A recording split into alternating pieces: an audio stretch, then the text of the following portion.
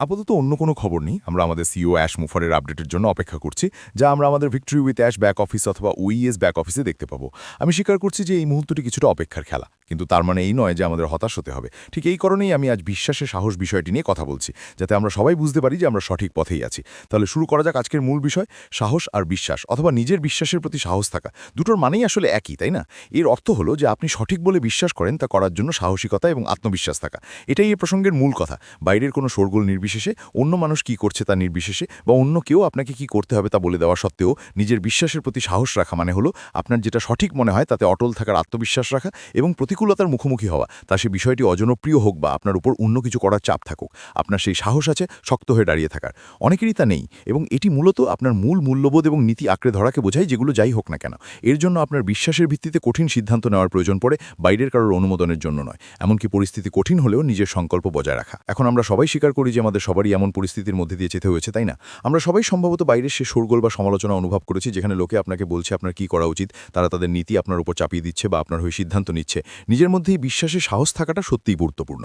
কেন? কারণ আপনি সিদ্ধান্ত নেন, অন্য কেউ আপনার ভাগ্য নির্ধারণ করছে না। আপনি কি করতে যাচ্ছেন তার ফলাফল অন্য কেউ ঠিক করছে না। যখন আপনার নিজের বিশ্বাস, নীতি এবং ভালো মন্দের বোধের উপর আপনার সাহস থাকে, তখন আপনি আক্ষরিক অর্থেই আপনার কাজের পূর্ণ দায়িত্ব নিচ্ছেন, এবং এটা সত্যিই স্বস্তিদায়ক। যখন আপনি এমন একটি পর্যায়ে পৌঁছান যেখানে আপনি মনে করেন হয় আমি পুরোপুরি এতে আছি নতুবা নেই, তখন আপনি সত্যি রিল্যাক্স করতে পারেন। কেন? কারণ আপনি অন্য কিছু নিয়ে উদ্বিগ্ন নন। যা হবার তা হবেই, এবং আপনি ব্যবসার ক্ষেত্রে স্বল্পমেয়াদী কিছুর বদলে দীর্ঘমেয়াদী লক্ষ্যের জন্য এতে আছেন। তাহলে বিশ্বাসের প্রতি সাহসের মূল দিকগুলো কি কি? তালিকায় প্রথমে আছে সততা। এমনকি যখন এটি করা কঠিন বা ব্যয়বহুল হয়, তখনও নিজের গভীরতম মূল্যবোধের সাথে সামঞ্জস্য রেখে কাজ করা। ব্যয়বহুল বলতে আমরা কি বুঝি? আমরা সম্ভবত সবাই এমন পরিস্থিতির মধ্যে দিয়ে গিয়েছি যেখানে আমাদের সিইও অ্যাশ মুফারেকে অনুসরণ করা এবং নিজের সিদ্ধান্তে অটল থাকার কারণে হয়তো আপনি বন্ধু হারিয়েছেন, পরিবারের সদস্যদের সাথে দূরত্ব তৈরি হতে পারে। কারণ আমি আপনাদের নিশ্চিত করতে পারি যে আমরা যা করছি এবং যা বলছি তার সাথে অনেকেই একমত নন। অনেকের কাছেই প্রাণনাশের হুমকি এসেছে বলতে পারি, বা অন্তত আমাদের বিরুদ্ধে সহিংসতার হুমকি দেওয়া হয়েছে। আমার ক্ষেত্রেও হয়েছে, ক্রিসের ক্ষেত্রেও হয়েছে। আমি এমন অনেককে চিনি যাদের সবার সাথেই এমন হয়েছে, শুধু আমাদের বিশ্বাসের জন্য। আমরা যা অর্জন করার চেষ্টা করছি সেই মূল মূল্যবোধের জন্য। এখন আমি এক মুহূর্তের জন্য বলছি না যে এটি সবার জন্য, কারণ তা নয়, কিন্তু আমি আমার নিজের মধ্যে বিশ্বাস করি যে আমি সঠিক কাজটি করছি। এটাই আমার বিশ্বাসের সাহস, এবং এখান থেকেই আমি শক্তি পাই, কারণ আমি বিশ্বাস করি যে আমি আমার জন্য, জেনের জন্য এবং আমার পরিবারের বাকি সবার জন্য সঠিক কাজটি করছি। আমি বিশ্বাস করি যে আমি আপনাদের জন্য প্রতিদিন এখানে যা করছি তাও সেই সাহসে যোগ দিচ্ছে। এটি আপনাদের একটু অনুপ্রেরণা দিচ্ছে, হয়তো একটু বিশ্বাস যোগ দিচ্ছে যে সবকিছু ঠিক হয়ে যাবে। আমি এখনও এখানে আছি, আমি এখনও সেই রূপক গ্রামটি বাজিয়ে যাচ্ছি যে নিয়ে আমরা সেদিন কথা বলেছিলাম।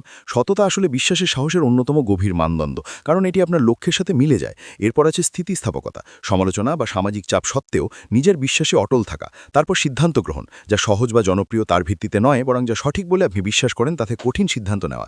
মাঝে মাঝে কঠিন সিদ্ধান্ত নিতেই হয়, আমরা সবাই নিয়েছি, এবং আমরা সেই সিদ্ধান্তের উপর ভিত্তি করেই চলছি।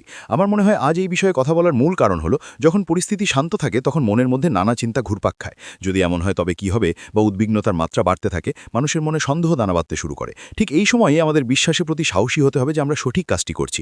এটাই সেই সময় যখন আমাদের বাইরের শোরগোলের বিরুদ্ধে একজোট হয়ে শক্ত হয়ে দাঁড়িয়ে পড়তে হবে। অন্যরা এটা বুঝবে না, অন্যরা এটা ধরতে পারবে না, কিন্তু আমরা সবাই জানি যে একটি কমিউনিটি হিসেবে আমরা যত বেশি ঐক্যবদ্ধ থাকব, প্রতিকূল পরিস্থিতি কাটিয়ে ওঠা আমাদের পক্ষে তত সহজ হবে।